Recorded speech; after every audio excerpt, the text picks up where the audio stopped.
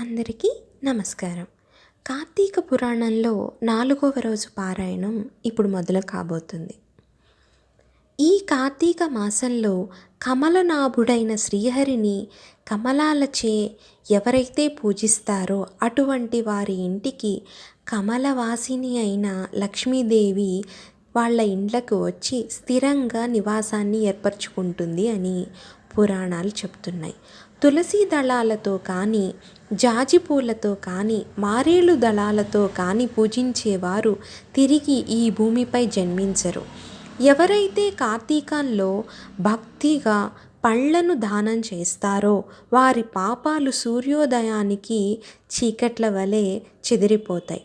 ఉసిరి చెట్టు కింద విష్ణువుని ఉసిరికాయలతో పూజించే వారిని తేరి చూడడానికి యమునికి కూడా శక్తి చాలదు.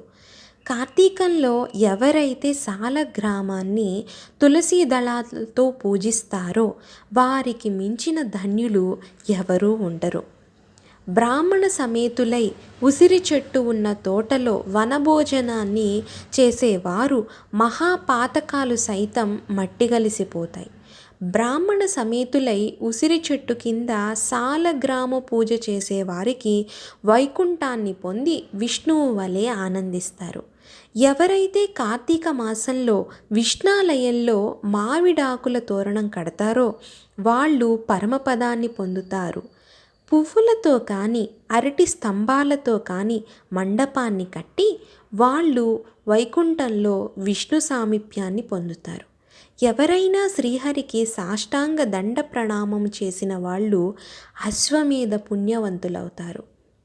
విష్ణువుకి ఎదురుగా జప హోమ దేవతార్చనలు చేసేవాళ్ళు పితరులతో సహా వైకుంఠానికి వెళ్ళి సుఖిస్తారు.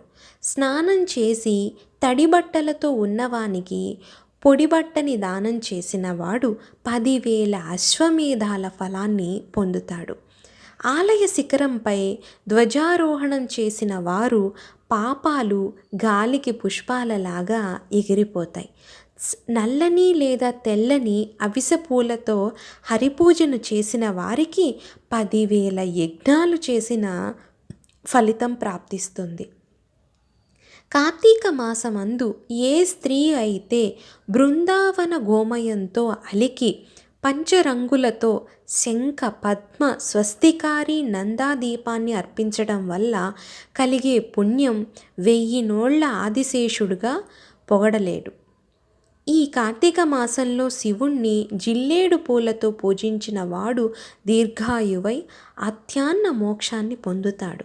విష్ణాలయంలో మండపాన్ని అలంకరించిన వారు హరిమందిరంలో చిరస్థాయిగా ఉంటారు. హరిని మల్లెపూలతో చేసిన వారు పూజ వారి పాపాలు సర్వనాశనమైపోతాయి. తులసి గంధంతో సాలగ్రామ పూజను చేసిన వారు వైకుంఠాన్ని పొందుతారు.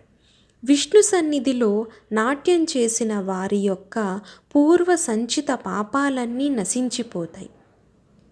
భక్తియుక్తులై అన్నదానం చేసిన వారు పాపాలు గాలికి మంచు తునకల్లాగా ఎగిరిపోతాయి.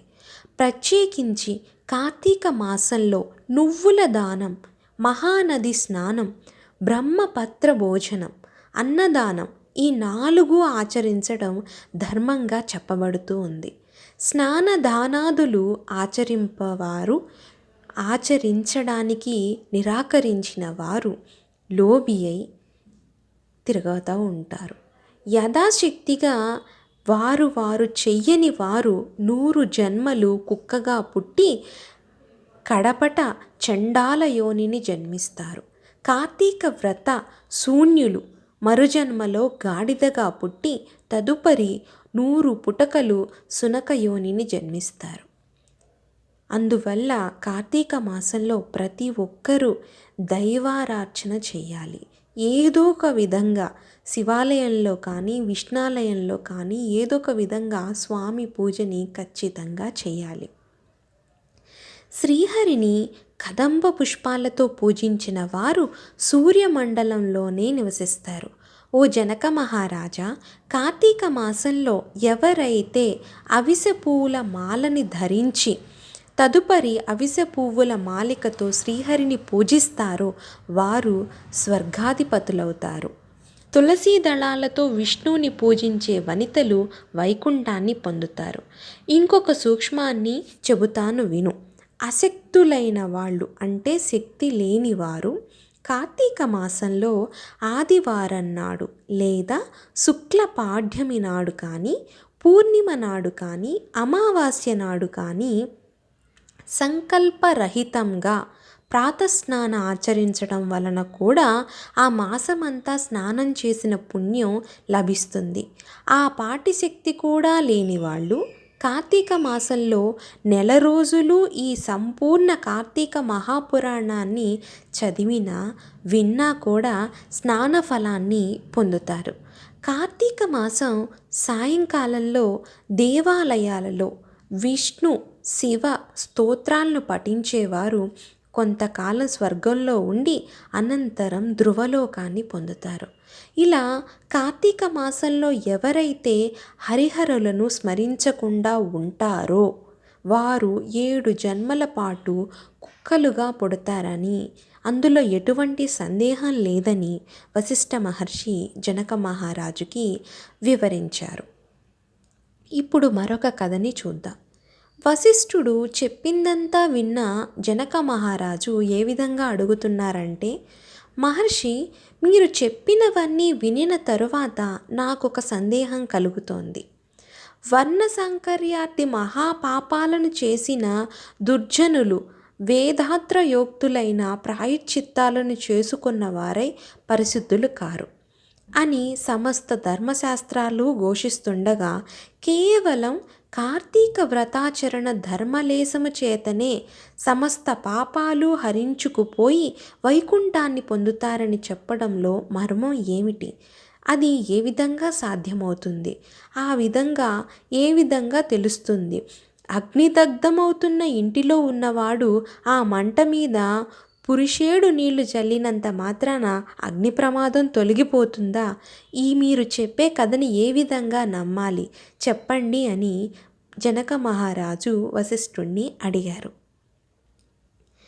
వశిష్ఠుడు ఏ విధంగా చెప్పారంటే, మంచి విమర్శే చేశావు మహారాజా, చెబుతాను విను. ధర్మాన్ని సూక్ష్మముగా చింతించలేగాని స్థూల రూపాన మాత్రమే ఆలోచించకూడదు. అదిగాక వేదశాస్త్ర పురాణాలన్నీ కూడా అనేక ధర్మ సూక్ష్మాలని మనకు అందిస్తున్నాయి. ఆయా ధర్మసూత్రాల వల్ల కొన్ని పర్యాయాలలో గొప్ప గొప్ప పుణ్యాలు సలిపినా కానీ అవి చాలా స్వల్పమైన పుణ్యాలుగా పరిణమిస్తుంటారు. ధర్మాలన్నీ గుణత్రయంతో కూడుకొని స్వల్ప నల్పతతో సిద్ధింప చేసుకుంటాయి. మూల ప్రకృతి అయిన మహామాయ కారణంగా సత్వర జస్తమస్సులైన 3 గుణాలు కూడా ఏర్పడ్డాయి. వీటిలో తత్వగుణ ప్రధానమైనవి ధర్మ సూక్ష్మాలు. కర్మకాండ, తపస్సు, ప్రాయశ్చిత్తాలన్నీ కూడా రజోగుణం వల్ల ఏర్పడ్డాయి.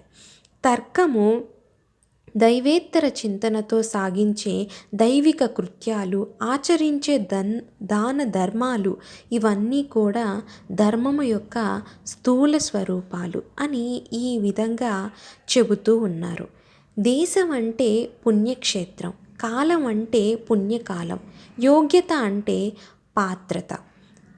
బ్రహ్మజ్ఞాత కలవాళ్ళు ఈ మూడిటిని చింతించకుండా చేసే సర్వధర్మాలు, తపస్సులు వీటి వలన పాపాలు నశించవు. కాబట్టి దేశకాల యోగ్యతలను విచారింపచేసేవే సత్వధర్మాలు. వీటిలో కొన్ని సమాకుడి, కొన్ని సమకూడక జరిపేవి రజోగుణ ధర్మాలని వేరే చెప్పనవసరం లేదు. ఈ విధంగా పరుపరు విధాల జనక మహారాజుకు అర్థమయ్యే రీతిలో మనకున్నటువంటి కాల, స్థాన, దేశ పరిస్థితులకు అనుగుణంగా చేసే విధంగా పుణ్యకార్యాలు అనువర్తించబడతాయి అని జనక మహారాజుకి వశిష్ఠ మహర్షి సెలవిస్తూ ఉన్నారు. ఆ విధంగా సంబంధించిన ఒక కథని ఇప్పుడు మనం చూద్దాం. అజామిళోపాఖ్యానము. బహుకాలం పూర్వం కన్యాకుబ్జక్షేత్రవాసి సార్థక నామధేయుడైనటువంటి సత్యనిష్ఠుడనే బ్రాహ్మణుడు అజామిలుడనే కుమారుడు ఉండేవాడు. వాడు పరమ దురాచారుడు, దాసి సాహంత్యపరుడు, హింసాప్రియుడిగా ఉండేవాడు. సాటి బ్రాహ్మణ గృహంలోని ఒకానొక దాసితో సాంగత్యం పెట్టుకొని తల్లిదండ్రులను మీరి ఆ దాసీ దానితోనే భోజన శయనాదులన్నిటినీ నిర్వర్తిస్తుండేవాడు. కామాంధుడై వైదిక కర్మలన్నిటినీ కూడా విడిచిపెట్టి కేవలం కాముకుడై ప్రవర్తించేవాడు. తద్వారా బంధువులంతా అతన్ని వదిలేశారు. కులం వాళ్ళు కూడా వెలివేశారు. అందువలన ఇల్లు వదిలిపెట్టాల్సి వచ్చింది ఆ అజామిలుడికి. చండాలపు వాడలోని ఒకానొక దాసీ దానితో కాపురం పెట్టి కుక్కలను మృగాలను ఉచ్చవేసి పట్టుకునే వృత్తితో బ్రతికే జనాలలో లీనమైపోయాడు. మధుమాంస సేవకుడై లోలుడై కాలం గలపసాగాడు. ఇలా ఉండగా ఒకనాడతని ప్రియురాలు దాసిది కళ్ళు తాగడం కోసం తాడి చెట్టెక్కి కొమ్మ విరగడం వల్ల కింద పడి చనిపోయింది. అజామిలుడు అమితంగా దుఃఖించాడు. అప్పటికే ఆ దాసీదానికి ఒక కూతురు కూడా ఉంది.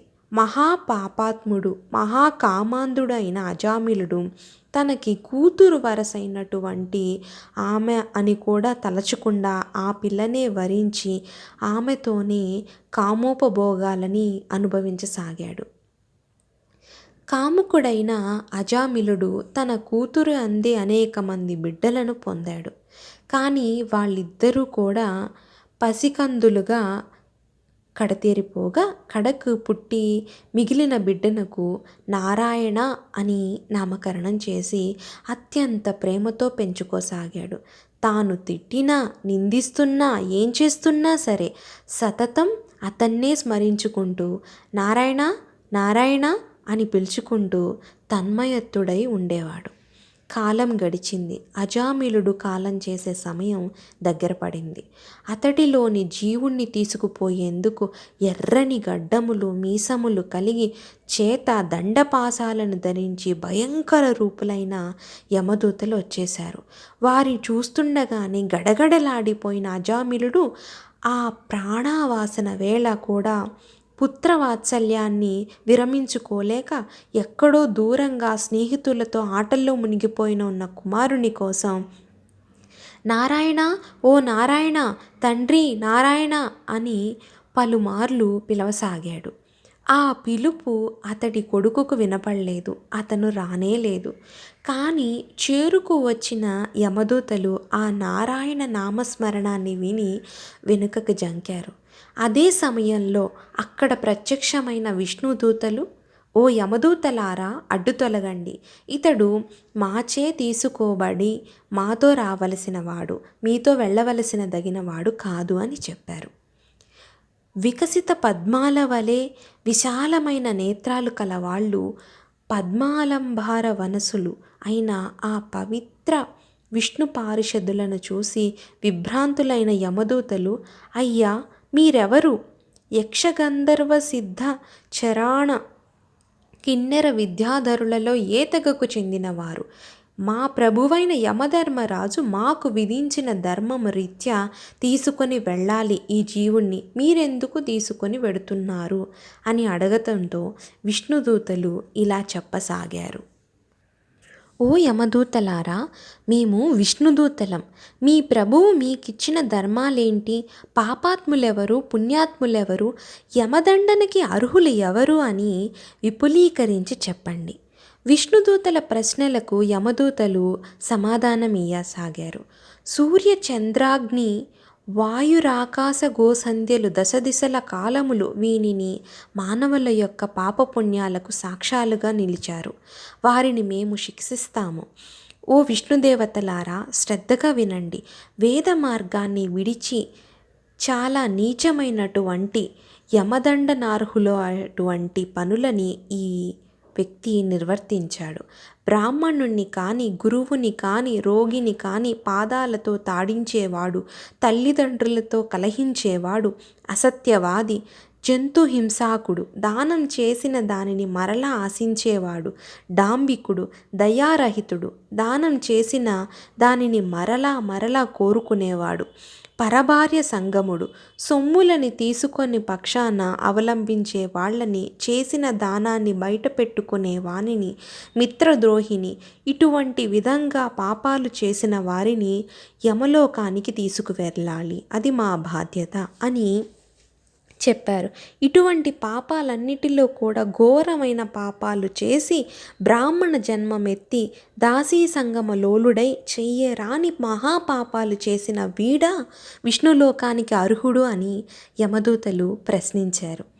యమదూతల సమాధానాలు విని విష్ణుదూతలు ఏ విధంగా చెప్పారంటే, ఓ యమదూతలారా, ఉత్తమ లోహార్కతకు కావలసిన పుణ్యాల గురించి మేము చెప్పేది కూడా వినండి.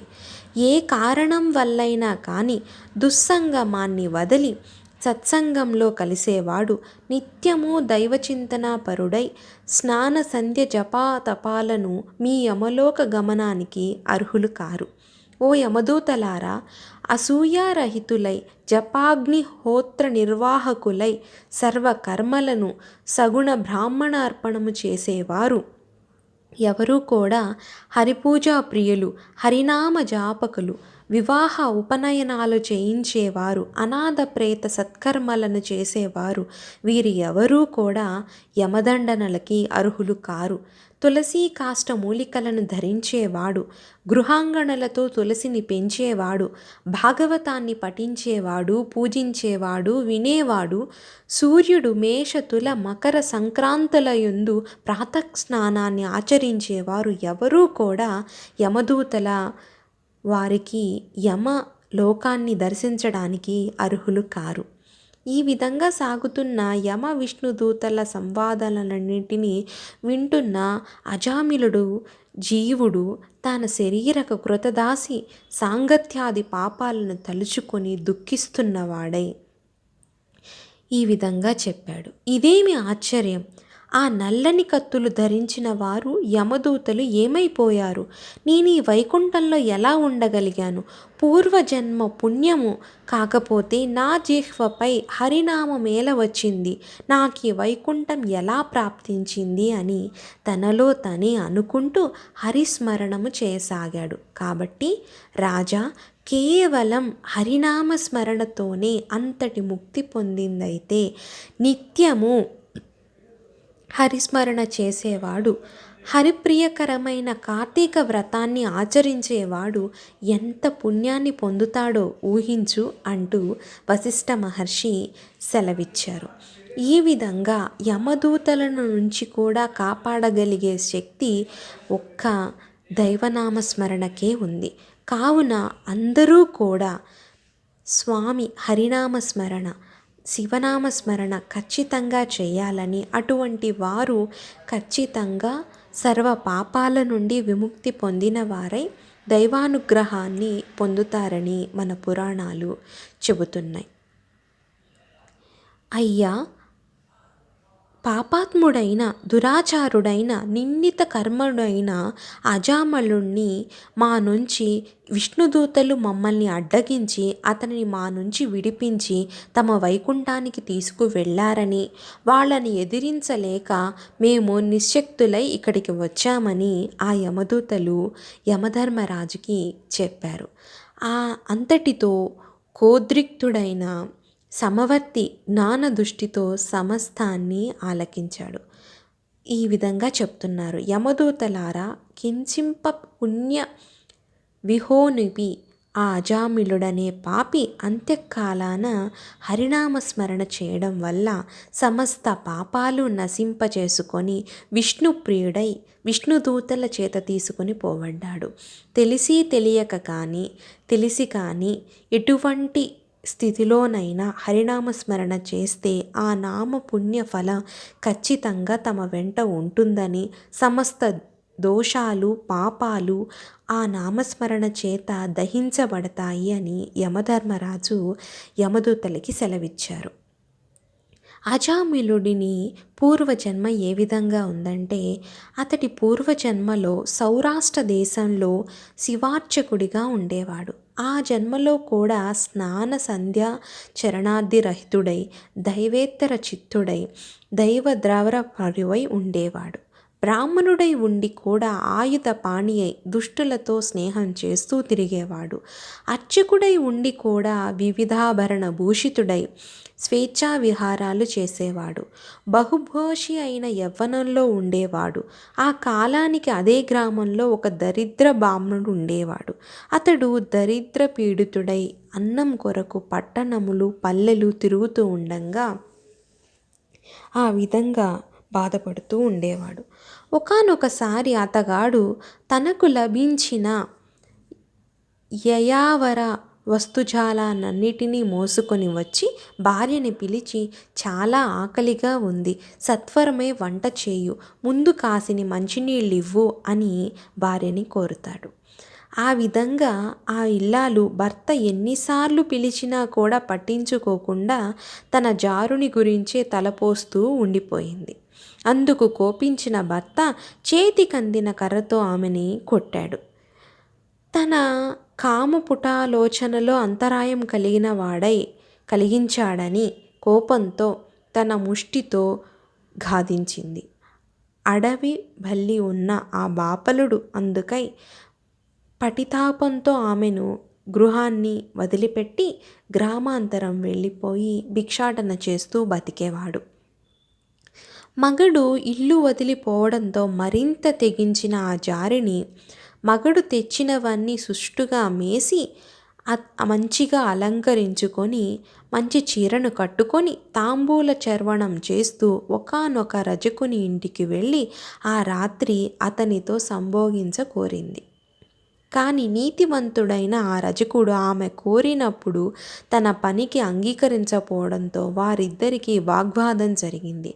అంతటితో వాంఛితార్థం నెరవేరలేదని ఆ బ్రాహ్మణ జారిని వీధిన పడి రసికుల్ని వెతుక్కుంటూ పోతూ పూర్వం చెప్పబడిన ఈశ్వరాలయార్చనకు చూసి సురతక్రీడలను ఆహ్వానించింది. బ్రాహ్మణుడైన వీడు ఆమె పరస్త్రీ అని కూడా ఆలోచించకుండా అంగీకరించి ఆ రాత్రంతా ఆమెతో సుఖించాడు. అయినప్పటికీ ఆ జారిని సద్వాంస సంజాత అయిన కారణంగా కామము చల్లారగానే తన దోషాన్ని తెలుసుకున్నదై భర్తను వెతుక్కుంటూ వెళ్ళి బ్రతిమాలి తెచ్చుకుంది. అది మొదలుగా అతని మాటలకు తూచా తప్పకుండా బతకసాగింది. ఇటువంటి పాపాల వల్ల మరణానంతరం ఆ శివార్చకుడు రౌరవాది మహానరకాలను అనుభవించి సత్యనిష్ఠుడి కొడుకైన అజామిళుడుగా జన్మించి కార్తీక పౌర్ణమి నాటి శివదర్శనం అంత్యకాల హరిస్మరణాల పుణ్యాల వల్ల మోక్షాన్ని పొందాడు. ఆనాటి శివార్చన జన్మలో ఇతనితో జారత్వం నెరపిన బ్రాహ్మణ జారణి కూడా కొంతకాలానికి మరణించింది. నరకానుభవం పొంది చండాల గృహములో బాలికగా జన్మించింది. కానీ ఆ పిల్ల తండ్రి గండాన పుట్టడం వల్ల వాళ్ళ పిల్లని అడవిలో వదిలేశారు.